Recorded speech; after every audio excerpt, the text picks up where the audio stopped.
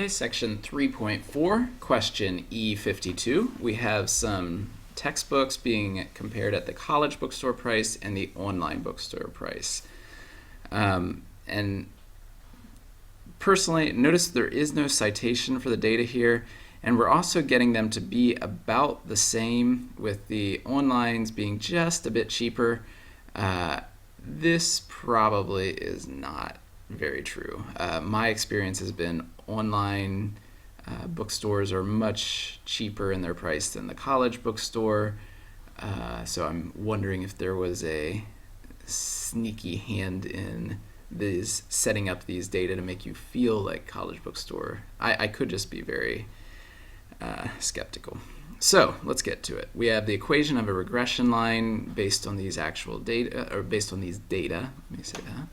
And we have the predicted cost of an online textbook equals negative 316, so negative $3.16, plus 0.99 times whatever the actual price is of the college. So if we get an actual price for a college bookstore version of the book, we can predict what the online will be on average using this trend line, assuming that this is a pretty strong correlation. So I should mention that the regression line itself, how good it is at predicting these actual values, all depends on how strong your correlation is. So you could have a regression equation for a correlation that was R equals 0.01, and you'd still have a regression equation, but it wouldn't be very trustworthy at all.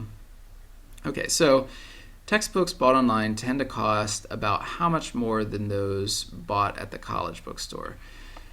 Now, in general, I don't want you to get the wrong idea that you can always just look here at the y-intercept and say that that's on average how much more these would cost than these, because it really depends on this slope. If this slope is changing much lower than 1 or higher than 1, this number is also going to change as you go throughout the intercept itself won't change, but the difference between the two will change as you progress along the line. So the only reason that these two numbers match up in this particular case is because this slope is so close to 1, and that's what the hint means that they're giving you. So what that means is we start off, if we somehow had a college book for free, the online version would be they would give you $3.16 for taking it off their hands. As we move up $1 on the college, we move up about $1 online. Move up another $1 on college, move up another $1 online. So we're always going to roughly stay $3.16. Well, I mean, it's going to slowly change, but roughly that amount as we progress along the line.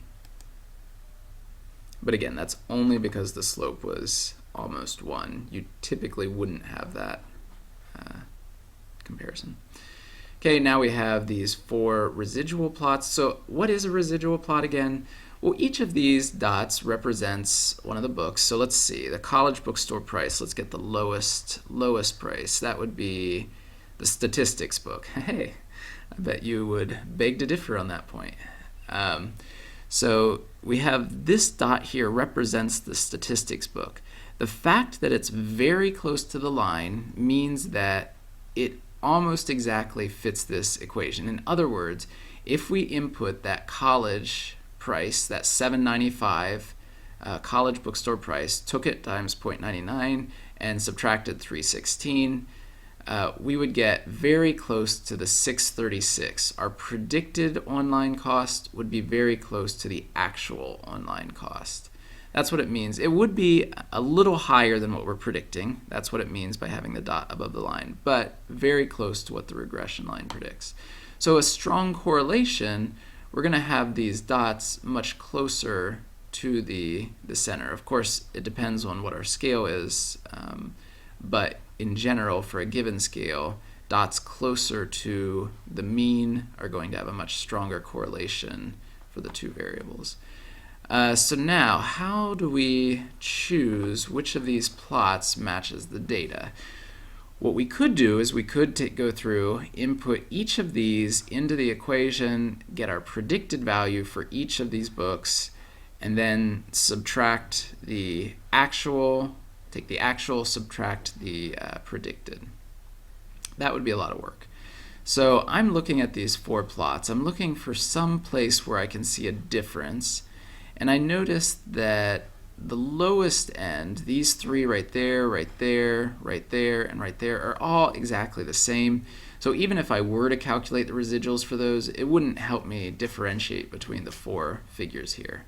On the other hand, if I grab that top, the highest costing book at the college bookstore, this here is slightly above the line, this one's slightly below, this one's above by a bit more, and above by even a bit more. So all 4 have a different value for that highest costing college bookstore price.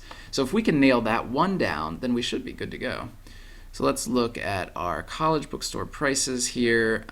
The highest one that I'm seeing is this chemistry book, $93.40. And notice I didn't even bother looking here because I want the highest college bookstore price. So I'm not even caring about the online at this point.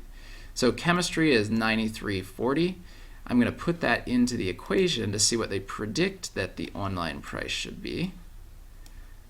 So $93.40, and I'm going to multiply it by that 0.99. Give me just a little below $93.40, which is what I would expect, and then I subtract that $3.16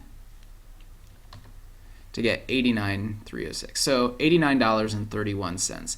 That's what they're predicting, according to the trend line, that my book would cost. Now it costs quite a bit more, right? It costs roughly $5 more. This is how much it cost, and they were saying 89. So 94 minus 89 gives me, it's costing $5 more than this equation predicted that it would. In other words, my residual should be about 5. Well, if I notice, here is my 5. These are in increments of 5. But since I have to go all the way over, I do have a little benefit of using the increments on the right side of the screen. So I want a dot that's right there. This one's looking pretty low. That's looking like a residual of about 1. This one's below 1. It's saying that my actual cost would be lower than the predicted, which is certainly not true. So one of these two, figure 3 or 4, looks to be my best bet. Now here I'm really coming in right at 5, so that's got a lot of potential. Here I'm coming in more at $8 or so. That said, it is close enough that if it were a test, I probably would check this second residual too, the second highest costing college bookstore.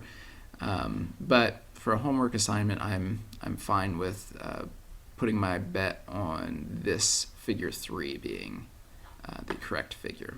So again, I'm just looking for a difference, finding out where the plots differ, and then using the actual calculation to figure out which plot matches up best.